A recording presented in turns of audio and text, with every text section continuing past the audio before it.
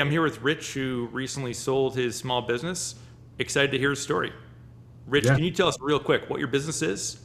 appreciate you having me. I was the founder of JetDesigns, which was a subscription-based design service for early stage tech startups. So basically, any startup that couldn't afford to spend $10,000 per month or more for a full-time designer, they would come to us. When you say like design, what does that mean? Like, what did you actually offer your customers? Yeah, definitely. A lot of these early stage startups, they needed help on a lot of different things. So whether that be ad design or website design, or even just, hey, we already have our website, but we want to get some different landing pages for a specific audience or campaign, we would be like that additional help there, as well as product design. Some teams who didn't want to hire a full-time product designer, they would come to us and we would help design their app, their web app, etc. So everything related to design within tech, like building an app or their websites, etc., we would handle. And how would you engage with them? Like, okay, they're like, I need help with my website. Yeah, so our whole process, it obviously we fine-tuned it, but essentially they would submit a request on Asana. So you can use any project management tool, but we used Asana, and then from there we had our account manager as well as the main lead designer for that specific client or customer. Essentially, they would look at that and then be like, hey, this is what we're going to work on. And then they'd provide updates like a real time, like a full time team member who is actually on the team. So we got to the point where it was super frictionless for both our side as well as the customer side so that we can provide more of a seamless experience. Yeah. I always Yeah. find processes and workflows pretty interesting. How long did Yeah. it take you to hammer that workflow out to make it actually a smooth process?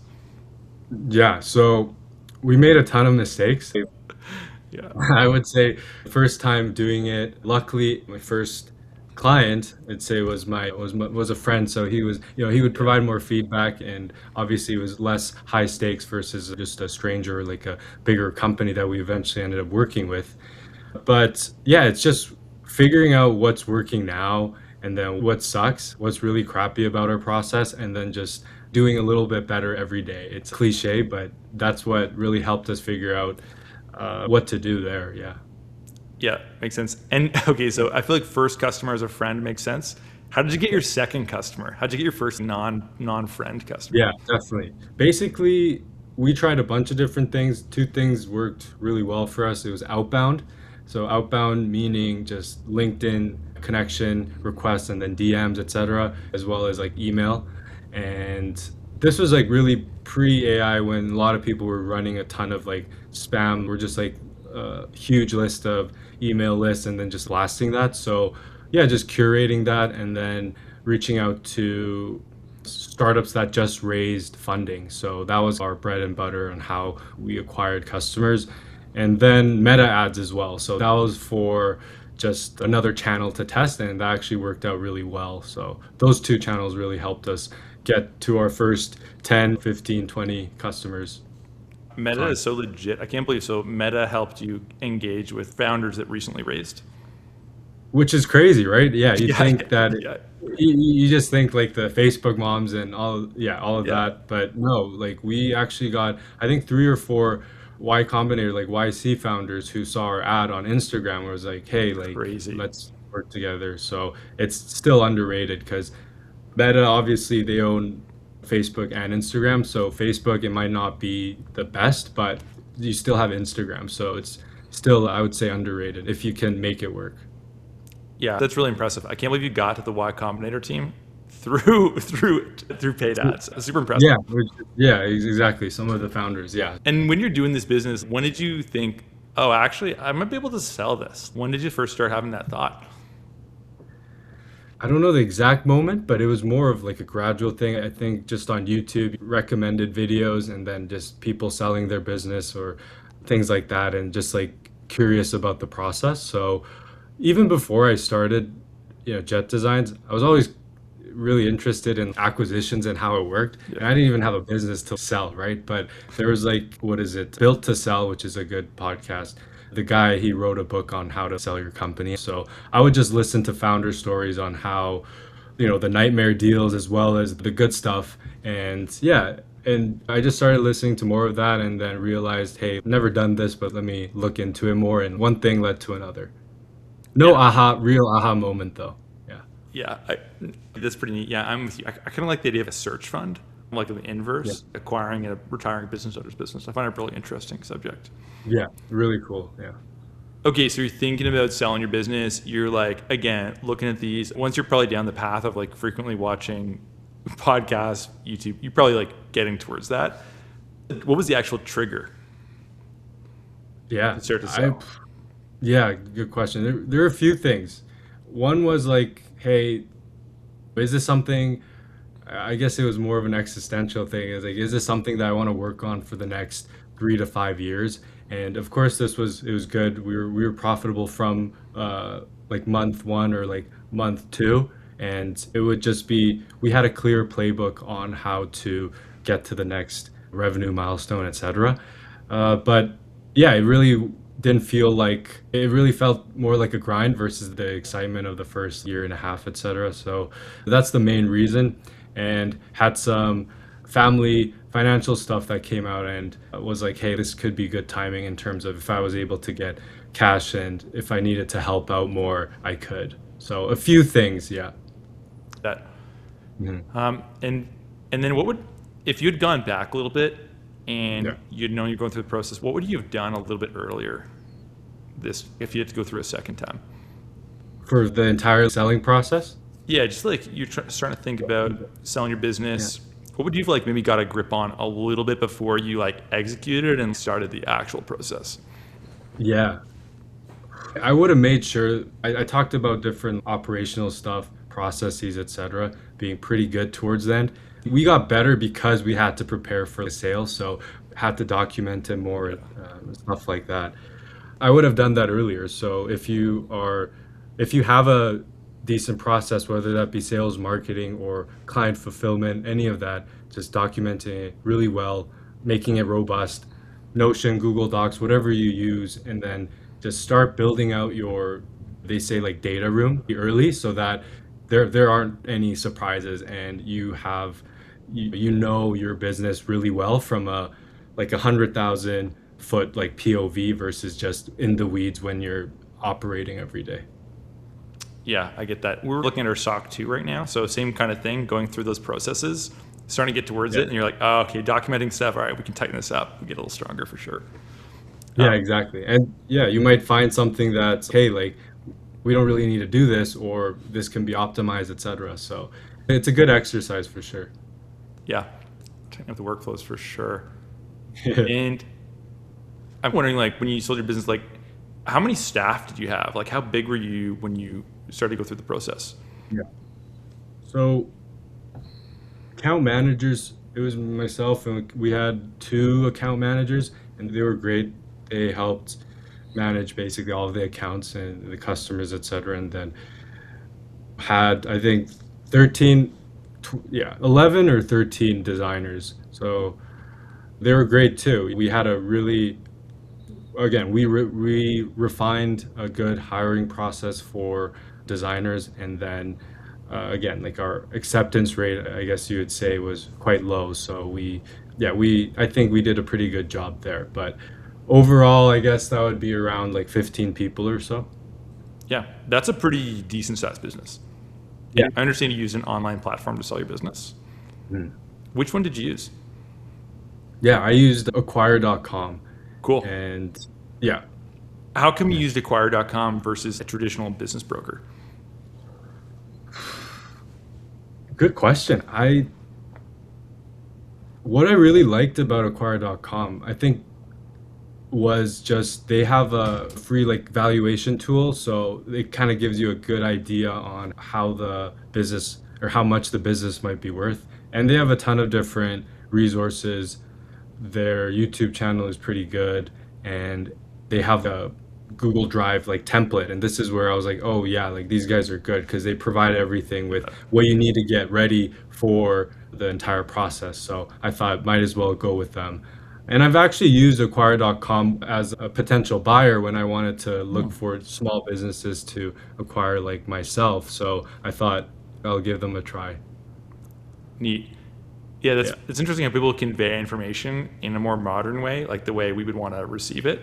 Yeah, I think that modern service businesses are really crushing it.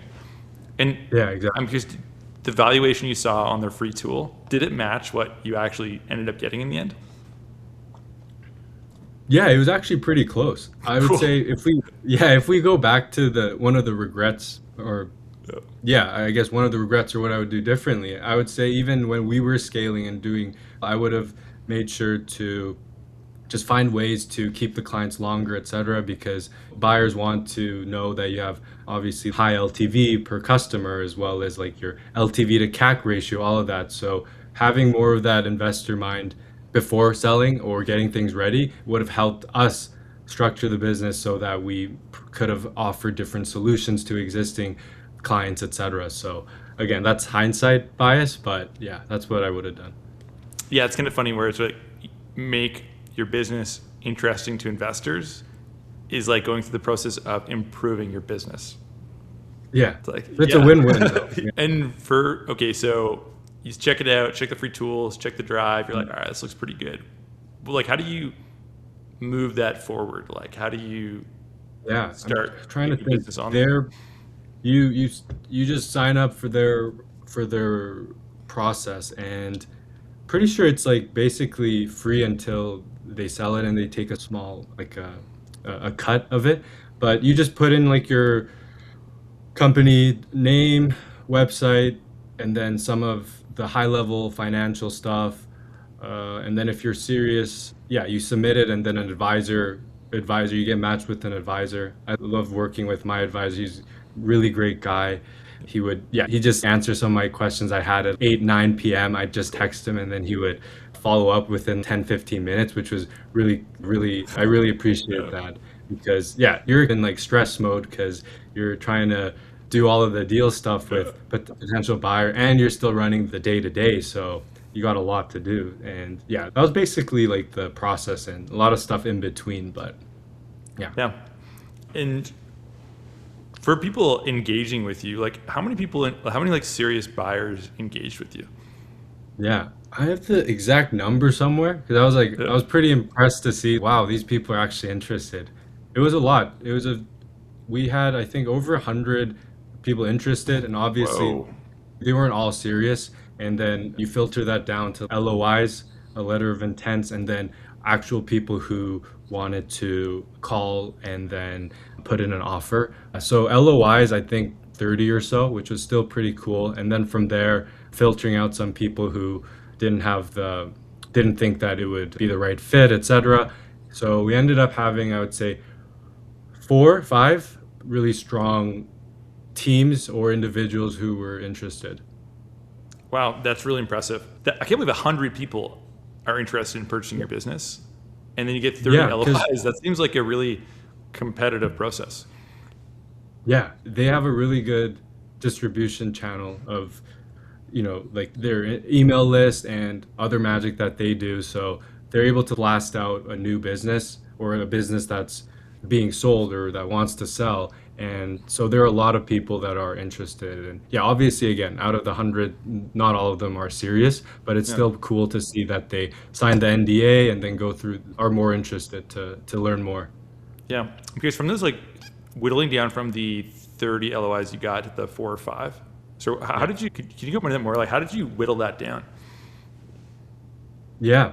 Some of it was just like a sale if you're trying to pitch a client. Some of them realized that hey, it's like they would some of them ghosted me and then I would follow up and they said, You're like, "Oh, it's not a good time." So I was like to my advisor, "Oh, is it over? What do I do?" And then he said this is just natural.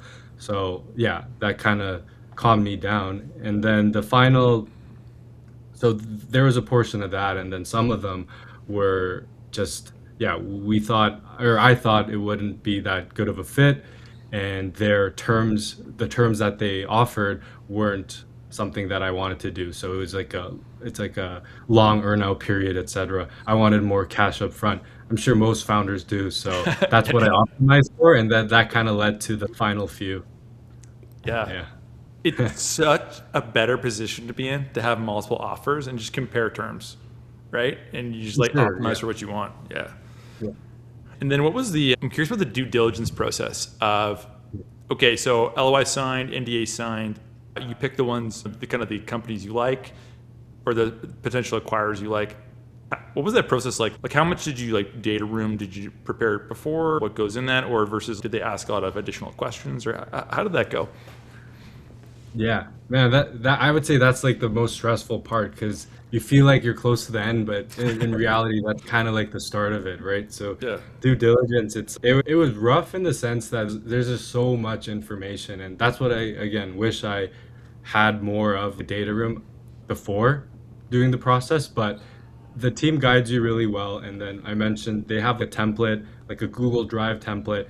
Hey, this is what an example business, like a company would look like, and here's everything you need. So from like sales, marketing, operations, metrics, financials, etc. So I just copied that and then plugged in my own numbers and then made the slides to fit our business. So that really helped a lot, but it was still a lot of like information to gather. And then buyers, they really want to know everything, right? So even the smallest receipt or smallest transaction or invoice, they want to know. So sometimes you just forget, or like it's from a vendor you just try to use once, and so you have to explain that. So yeah, there is a lot of back and forth, but overall, if you have a really interested and committed buyer or a few, then it makes it easier because Mhm. you can consolidate all of the questions that they have. And then what we did was made like a living doc of FAQs essentially that I didn't answer from the data room that people had, so that the potential buyers could just go look at the living doc on Google Docs and then just basically have their questions answered. So that was another tip from the acquire team that was, I think, really helpful. I love the idea of being able to see other acquirers in that FAQ doc also, like sharing on Google, and they're seeing all these like people browsing, and you're like, yeah, I gotta be competitive. I like it. Yeah, yeah. Again, it's a win-win, I think. Yeah. Okay, that makes sense. And in your data room, what goes into a data room for a company like yours? So first, the metrics. So everything from revenue numbers, cost, and then just P&L stuff. And yeah, that was I got a lot of help from you guys from Ribbon because yeah, you guys were able to just get all the numbers really quickly for me. And this is when I had to do a lot of other things as well, set up the data room for the marketing sales side and then operations. So I needed someone, or I needed a team to help, and appreciate you guys for doing that. So metrics, financials, sales, marketing, what else? Like operations, so any playbooks that you have, processes, all of that stuff, and opportunities. So, okay, why are you exiting the business? What are some opportunities that I, like the new buyer, can do? So things like that. Yeah. Yeah, makes sense. Yeah, happy we could help you with that. Yeah. I feel like our team's getting pretty good at QuickBooks. So if you're anything like pulling data from QuickBooks, yeah, we're your Oh crew. yeah. Yeah, yeah. Super quick. Yeah. Okay. And then what was okay, for when you're going through this due diligence process, what was the most uncomfortable part? Uncomfortable part. Uncomfortable part was just getting really into the weeds of just putting everything together and trying to, yeah, make it in a way, like when you're selling your business or your company, it's kind of like the final sale. It's like the biggest sale for that particular thing. So you really want to do a good job. Then you, at least for me, started overthinking in the sense like, oh, is this good enough? Is this slide detailed enough, etc. So it's more of the pressure you put on yourself. And there's a time crunch because you don't want you don't want the due diligence period to be too long because then people can back out or they can pay a small fee, etc., and back out. But again, your goal is to get to the finish line, so you got to kind of do whatever you have to do. In terms of like numbers and stuff, we didn't really have anything to hide, so it was pretty comfortable sharing everything. And I knew like the final teams that I talked to wouldn't just take our info and then use it for their company or something. So I was quite comfortable just talking through literally everything that we have tried, what's working, what's not, and just being honest. Yeah, I think it makes way easier if you're an open book. You're like, sure, want to see the numbers? Go for it. Yeah. Yeah. Yeah, it makes sense. And was there any sticking points at the finish line? Was there any kind of final points you had to work through, or was it kind of just move the process along? It was going really well, and then we had a major hiccup that I thought because of that I thought the deal would fall through. So yeah, I guess I'll quickly get into that. Basically, we had one client that's been working with us for a while, and they were paying us quite a bit, and they made a big chunk of our, revenue.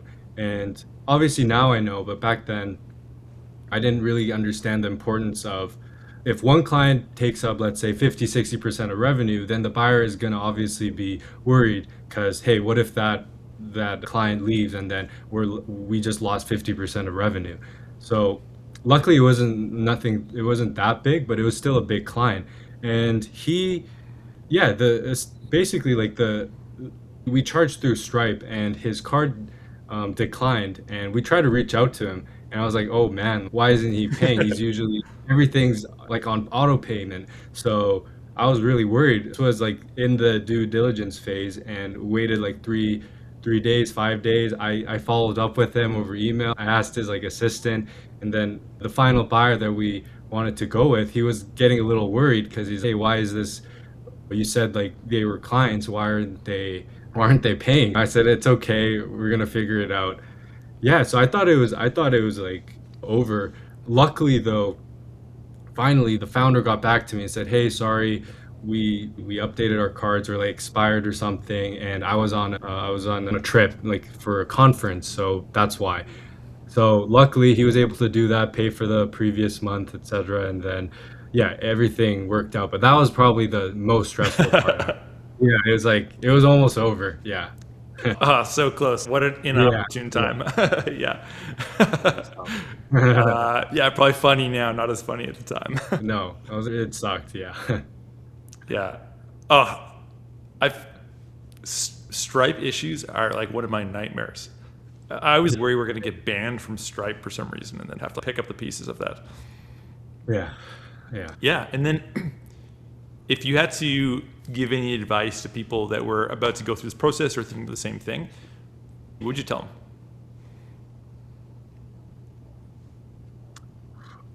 I would say if you don't need to sell right away. Again, this entire process, obviously way bigger companies, sometimes it may take years, but let's say it takes 2 to 6 months or something like that. Prepare ahead or get everything, document everything that you have. So that's a big thing. And see also if you don't hate your business or if you don't have a reason to sell it right now, try and see if you can improve it with the investor's POV or the acquirer's POV of how can I increase some numbers that they like, and then maybe do that for extra few months or maybe even a year if you can really handle that, and then that'll really help your valuation, and then just it'll be really worth it if you can hang on to that, and if you're able to solve those problems that you have. So it depends. If you want to sell right away or go through this process, then yeah, just document everything and put it into Google Drive, and then just yeah, work with a team. You don't have to work with acquire.com. They are really good. But yeah, with anyone who has actually gone through the process, I would say that's probably the best thing because they know all of the common challenges and worries and questions that you'll have. Anything else you want to answer or think people would be curious about? If anyone's selling their business, I'd be happy to just talk through wherever I can help. If people want to take you up on that and want to reach out, how should they reach you? Just on LinkedIn, Rich J. You could, if you search that, you should probably find me. And Cool. Yeah, I'll put a link in this video somewhere. awesome. All right. Yeah.